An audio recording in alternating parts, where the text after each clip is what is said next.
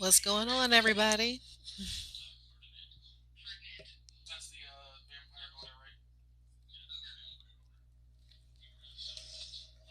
Just waiting on y'all to trickle in. I feel like this is going to be an interesting conversation because it's going to be about activism. Who knows? It might benefit somebody listening.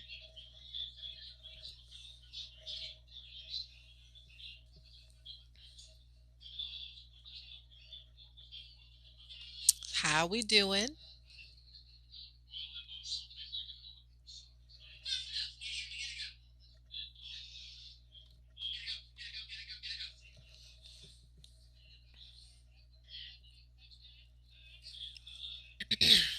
So, I don't really think uh, I've been talking about it recently, but just in case I haven't, um, I used to work for uh, a grassroots organization called Southern Oregon Coalition for Racial Equity.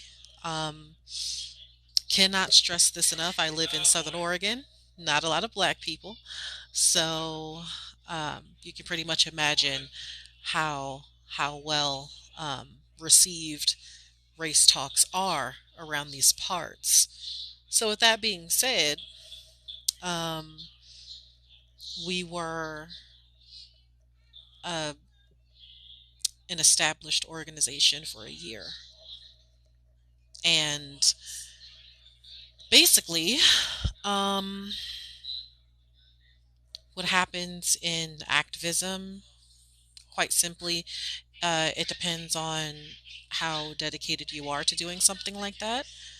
And sometimes things don't work out. So, officially, the organization is no more. So, we won't be um, getting the 501c3 status like I originally hoped for. Um, but that doesn't mean that the work doesn't get done. It's just that officially, you have to do it. I don't know, freelance. I want to say. Um, when you go into the transformative justice world, social justice activism, whatever you want to call it, people don't understand that you have to know how tax IDs work. You have to get real good at grant writing. Um, a lot of times you have to find your niche. And thankfully, I know someone that has experience being a tax lawyer, as well as working for nonprofit organizations. So even though the organization itself, SOEquity, is no more, we're still going to do the work here in order to make an anti-racist community. And of course, there's a lot of white people that doubt what we do, but considering Oregon's history, we kind of expect it. Um, because personally, I think that um, educating the community is worth it. And there's many ways that you can go about doing it too. I feel like the biggest thing that we need to look at is being creative in how we present information that may not be easily digestible at first, you know, and that's where I kind of come in. I mean, I haven't gotten any complaints when people have questions about where to start on learning about Black history. I mean, just like when I went to the Women's March not too long ago, um, I brought the African American Heritage flag. And of course, no one else knew what the hell it was. And so just doing little things like that, it's how you teach people. So I intend to, I don't know, find little ways to educate the community that I live in.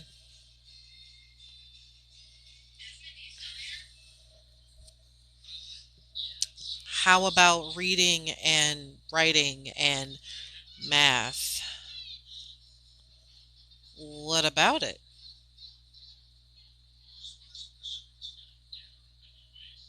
I mean, if you wanted to know my thoughts on those other topics in school, they're important. Just because we're talking about race, that doesn't take away from the importance of other topics to be taught in schools. I mean, it's really not. It's not a contest, by the way. Um, as far as reading goes, I don't really see an issue with making literature more diverse because there are excellent black authors that can talk about the same topics. Your only topic is race. Well, sorry, white man, I won't be performing for you today. Perhaps you should find another black person to entertain you. I'm sorry. Hello, what's the topic? Okay, so for about a year, I was working with a grassroots organization called Southern Oregon Coalition for Racial Equity. And unfortunately, officially, we had to disband. So we won't be getting the tax ID like I thought. Which, I mean, it happens in transformative justice circles. It happens. Fortunately, I've been reading books like this right here, Beyond Survival. Um, I don't know. I feel like it's a good tool for if you're in the social justice circles. But anyway, the topic of conversation was simply the fact that even though on paper the organization is no longer a thing, that doesn't mean that the work can't continue. And it's not the, nothing about transformative justice is easy. And, people, I should say just conservative people, conservatives may uh, denounce or diminish what you do, but it doesn't take away from how hard it is. Um, Being in this work for almost 2 years now, um, you definitely have to work on yourself as well when getting into social justice work. And I mean that to say, when you find your niche, when you find what it is that you're good at, you tend to want to perfect it. And you should. And you're going to make mistakes. The point is that you learn from them and get better the next time around. And what I mean by that is getting into a grassroots organization with other community members. Sometimes that community member may steal from the group when you get money to do what you set out to do. That happens. That happens, and you got to lawyer up and all of these things, and then it delegitimizes what you do simply based off of the actions of one person. And then because, we're in transformative justice movements, you also have to be about it. So when someone, let's say, steals from your organization, um, it's not simply call the cops, because if you are uh, anti-law enforcement, what do? And that's where you really get to see, people's true colors. And so basically, um, because we've had a situation like this, what we did was we kept um, everything out of the media. We got a lawyer involved. We hired a private investigator. Um, and then the lawyer that we worked with was also a mediator between the group and the person that stole money. But the point is that you kept it out of the courts, but then you handled it as it should be without um, interference from the boys in blue. And, white people may, conservatives, those kinds of white people, they may think, oh, that's bullshit, that's heinous. But listen, we are people of color. So for all of our safety, we have to handle shit ourselves. So handling it the way that we did, after we got a lawyer involved, we also had members that were a part of uh, our equity group. And so we basically had a meeting where we gathered everyone together, we explained what was going on, and we talked about next steps. And so open communication, keeping everyone informed, constantly checking your emails. It's Zoom meeting after Zoom meeting after Zoom meeting, and the legal process. It's painstaking, but you know, it's what comes with the job. And this is what I like to call the perfect example of on the job motherfucking training. Okay? You learn as you go.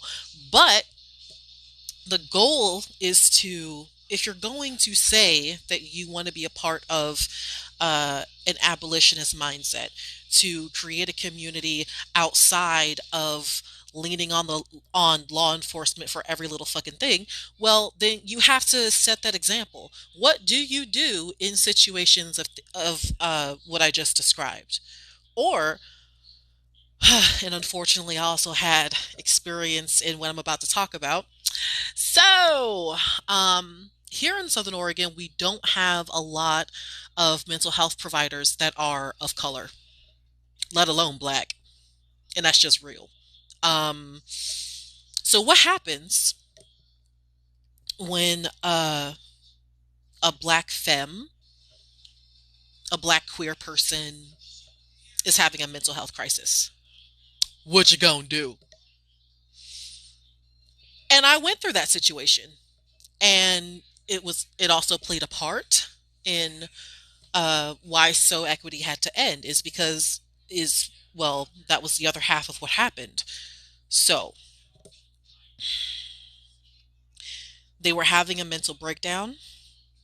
They were in a state of mania, and so it took um, me, my roommate, and uh, another woman. Her name is Quinn, and we had to get a black femme who was having a mental health crisis to the hospital without cops.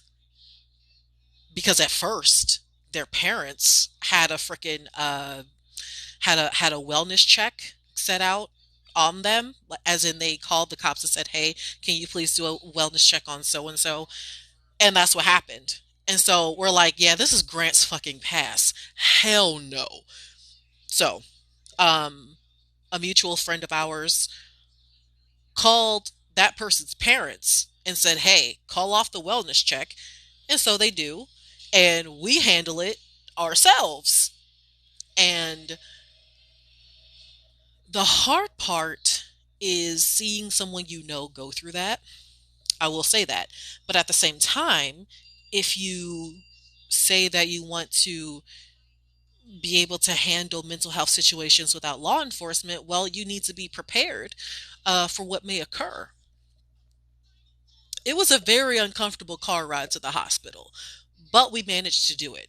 And we managed to get them in for barely 24 hours in the hospital because honestly, from what I was told, because eventually I went home after we knew for sure that they were going to spend the night in the hospital safely. Um, I went home. And so then I heard from, everyone involved what had been going on. And I say this to say that when you live in a state that's famous for having law enforcement tied to right-wing militia groups, I can't stress enough how much you want to leave cops out of every goddamn thing that goes on in your life. And I had this mindset before I even got into social justice work. Because one time I got into a fender bender and it was my fault because it was dark. I do not have a backup camera. But anyways, so um I backed up into a parked car in the middle of the night and I'm like, damn, okay, thank God. I was only going 10 miles an hour, so the damage wasn't that bad. So I knock on the person's door, uh their house, and I'm like, hey, so here's my insurance information. I kind of fucked up there, my bad. It's totally my bad. you know but I didn't know that you're supposed to call the cops when you get into a car accident. I didn't know that. I was like, we don't have to call the cops. You can just take my insurance information and I'll keep you posted. Like, that's, but like but that's what I mean, though. I feel like the cops would have been unnecessary because it's a quiet street. We're not in the middle of the highway. We're not obstructing traffic. It's in the middle of the night, and I fucked up. So I let the person know whose car I fucked up, and my insurance took care of it. This is why we have insurance. Accidents happen. Um, but yeah, just the over reliance on law enforcement. Yeah. And people think I'm bullshitting, but it's like, no. I live in Southern Oregon, okay? Oregon, the state where there's not a lot of black people historically for a reason. No bullshit. I witnessed my own damn grandmother who worked for the Department of Veterans Affairs. Um, so she was a government employee and she was wrongfully arrested by local police. I witnessed that shit. You don't come back from that. Um, and I had to go to court and prove that she wasn't drinking and driving. And they didn't even see her drive. They came to they came to her house and I was there at the time. And you know, I'm like, how do you arrest somebody who you didn't see drink and drive, but you got a call from a white man saying that they were drinking and driving? My grandmother was in her living room drinking. So you can't drink in your living room while black? You trying to tell me that? They racist out here.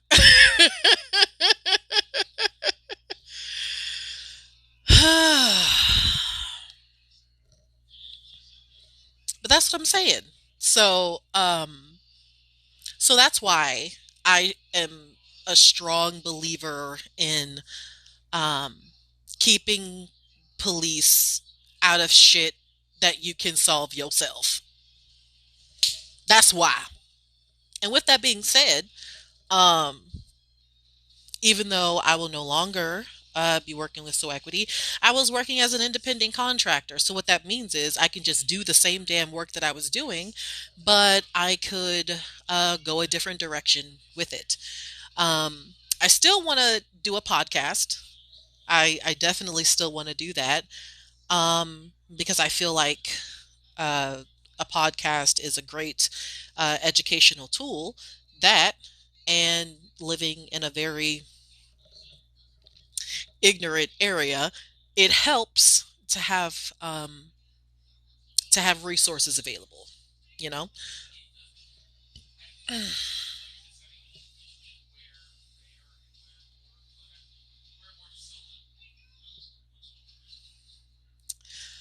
I see the trolls have made it in. Is that what's going on? I mean, it's fine. They have nothing else better to do.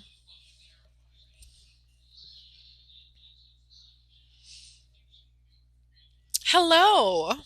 I do want to say that I am happy for the boost in following ever since I posted a TikTok about the obvious link to right wing extremist groups in law enforcement in Oregon. I mean, it's something that we already knew, but the fact that the news kind of said the quiet part out loud, great.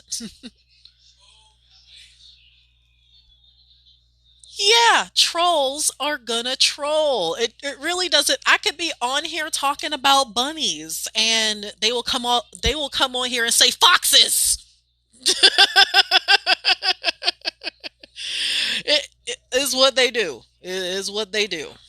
Um, so with that being said, I still want to do a podcast. That very much I want to do that.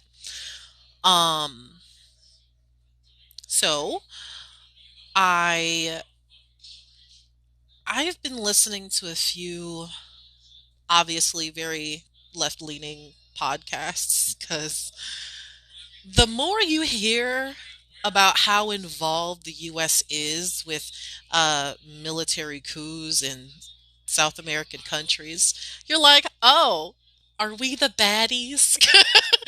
The answer is yeah. Yeah, we are. So with that being said, I admire the way um that they have a synopsis of what the episode is going to be about. They also have links to books that you can read after the podcast, and that's my favorite part because I want to know. Um, I guess what I like to say is, or what I'm trying to say is, I like when the information is tangible in my hands. You know, um, let's see. So, like I said in my last live, I love thriftbooks.com. So, after listening to these blogs, I like to go to my ThriftBooks account and add new books to my wish list. That's basically like if anybody wanted to know how do I pick the topics that I want to talk about or write a blog post about, or at least that's what I used to do working for SOEquity. How do I find the information that I need? And basically, that's how that thrift books all the time. Like one book that I'm really interested in getting is uh, All the Shah's Men, An American Coup and the Roots of Middle East Terror, written by Stephen Kinzer. So that'll be interesting.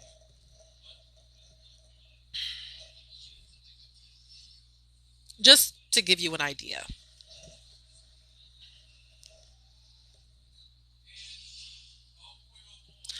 But the work still goes on.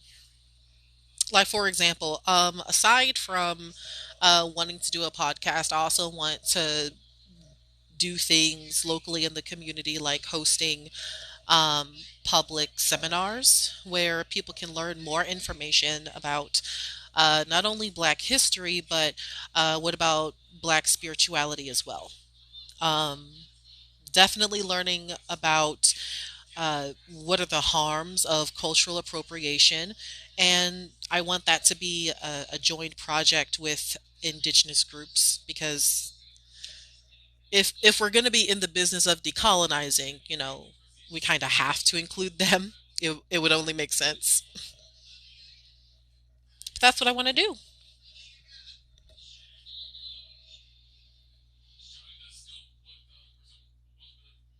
History is history. Do not put a color on it. Well, see, unfortunately, there's history behind color. So yeah, that's just it. Race science originated from um, scientists that wanted to identify as white. They wanted to put whiteness above everybody else. That's simply how racist science roots have been. And then we created an entire society based around that. And so when we're talking about decolonizing, we're quite literally saving lives. We are all one race. Yeah, well, unfortunately, You may believe that we are all one race, but see, we have a history here in America of black people being less than human or, being depicted as such in the eyes of the US government, as well as in Hollywood. So, as much as I would love to sing Kumbaya, I have to wake up and see reality. And now you have a chip on your shoulder. What chip? I'm chilling. I smoked some weed before I even got on this damn live stream. I am cool as a cucumber. I don't know what shit you on.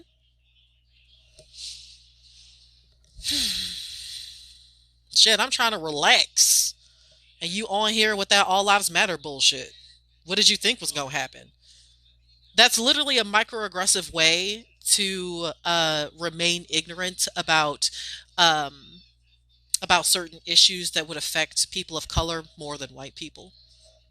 I mean, I know it makes you uncomfortable to talk about race, but see, that's where I come in because I'm uncomfortable experiencing racism, so that's why I talk about race all the time.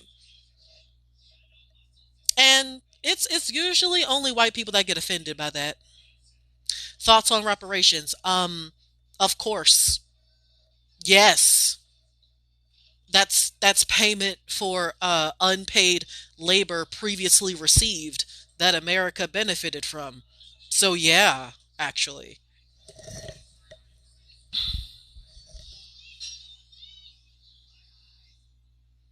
you're uncomfortable with racism, so you make a racist comment. Yeah, see, the thing about that is, black people can't be racist. We can be prejudiced, but we can't be racist. I don't have the power to oppress you. Plus, what the hell was racist about what the hell I said? And okay, free handouts, why not, right? Okay, so we're talking about handouts. So you're saying that you want free labor, is what you're saying. Is that labor should be free. No, that check please. That's not a handout. That's past due payment. Past due.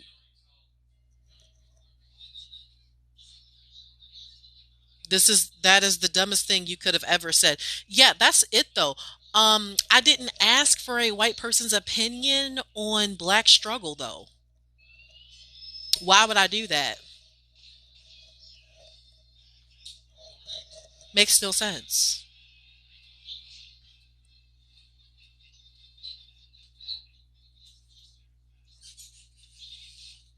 She's only online when these moderators on. I don't have any moderators. If your feelings get hurt by other people in the comments that don't want to associate with white supremacists, that's not my fault.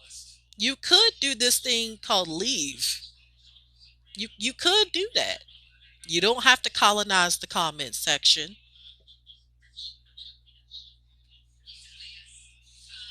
No, that doesn't make me racist. That makes me correct.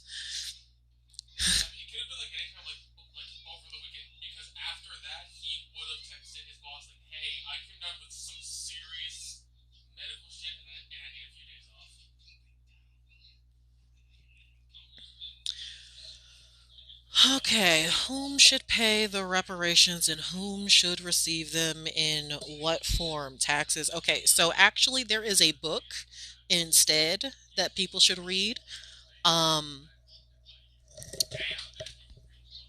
that I don't have with me right now. Um let me see if I can bring it.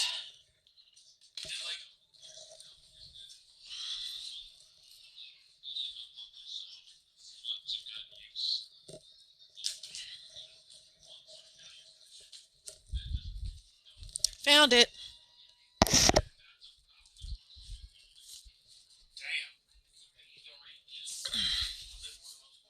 So it's called From Here to Equality. So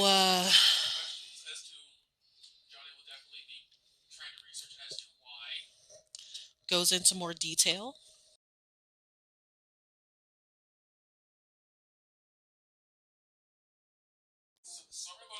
Sorry about that. So it says here From Here to Equality: Reparations for Black Americans in the 21st Century. So it's, I mean, it's not just about taxes. You know what I'm saying? Like, for example, I was sitting on a panel for a book discussion um, called Why We Can't Wait. It was a book written by Dr. King. And I was on a panel with other folks from around the valley, and we had a televised book discussion. So, with that being said, there was a black man on the panel, and when he was discussing what would reparations look like, he said part of it would be no black person should have to pay for college. And I said, you know what? You right. So that's a start. And no matter what it is that I say, of course, white people are going to be upset, you know. But it's like your ancestors stole people and extracted labor from those people.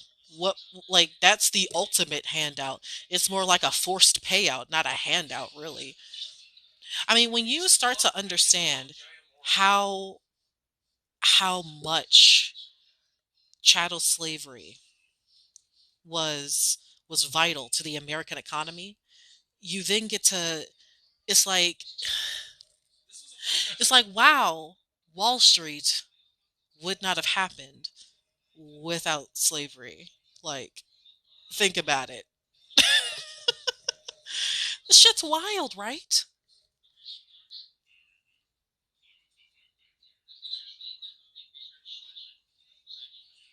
Professional victims.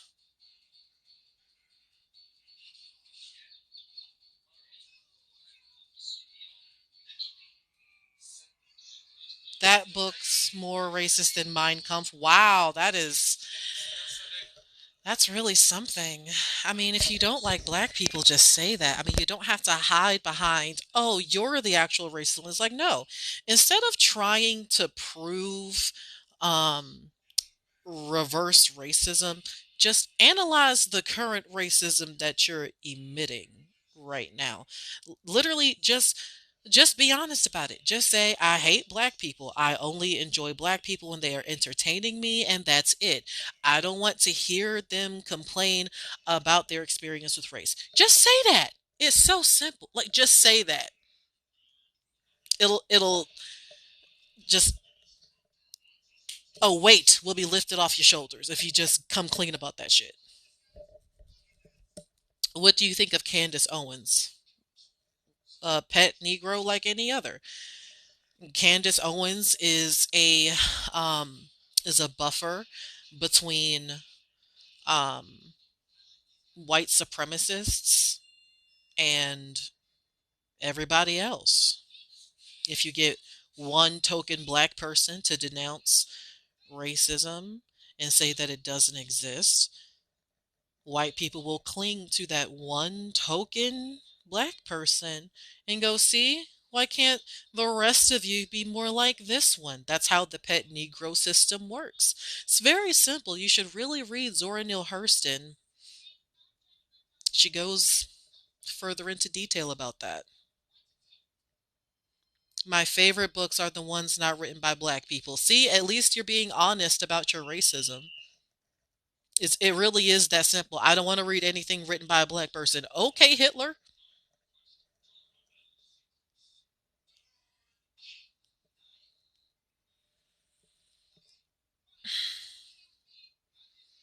You're such a victim living in a free country.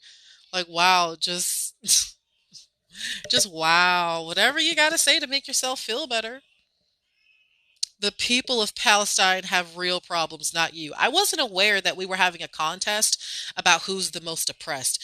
Like, honestly, I feel that imperialism has a negative effect on the 99% of the world. You know, because that's kind of how that works.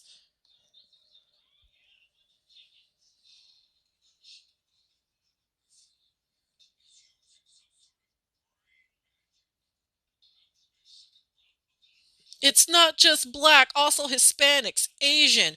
Okay, I'm not speaking for them. Like, what was the point of that statement? I'm on here talking about black issues. A person is a person. Don't add color.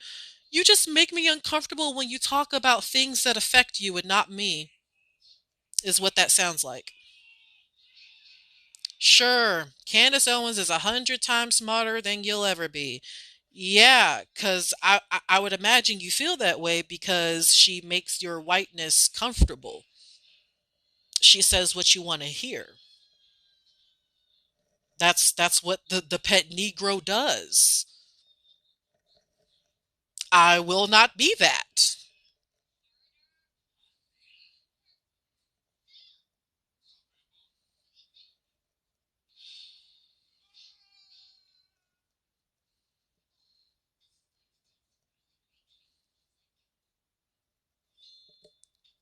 Why don't you move to North Korea and see how it goes for you? That's a really weird threat. Go to North Korea. Like, I already experienced racism and hatred here. I don't really have to venture very far to. You generalize about whites the same way you would call a white person racist. I don't think you quite understand. We are the way that we are in this society right now because we did not uh, address racism as a society. Because I don't mean we, I just mean we as a society have not addressed that. So, white people play a part in that because it's not like um, y'all just got together uh, back in the 60s, let's say, and after witnessing Dr. King get murdered and Malcolm X get murdered, go, you know what? We need to teach critical race theory in schools to make sure this doesn't happen again. No, you didn't do any of that shit. Like, black people have still tried to speak up about racism and you ignored us, and like you do every single time, like you're doing right now, for example. Um, that's how that works. Unfortunately, um, history isn't supposed to be, happy go lucky. History is history, regardless of how it is that you feel about it. Uh, the important thing is to talk about it, no matter how uncomfortable it makes you.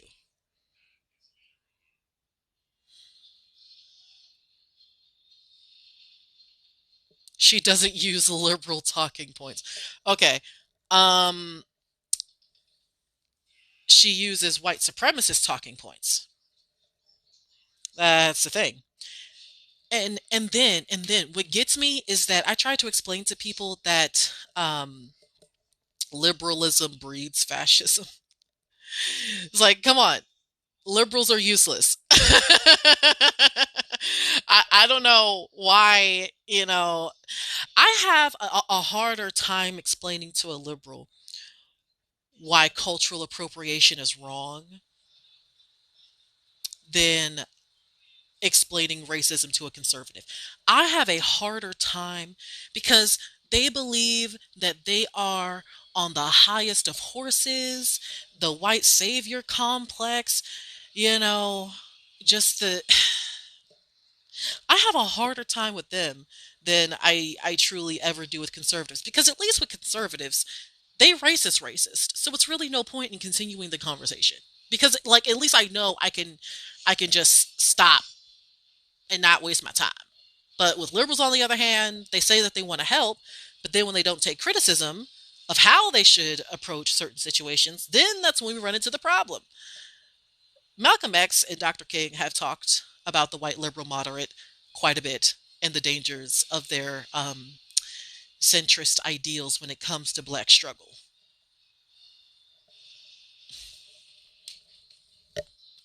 So yeah, it's definitely it's it's enough of you.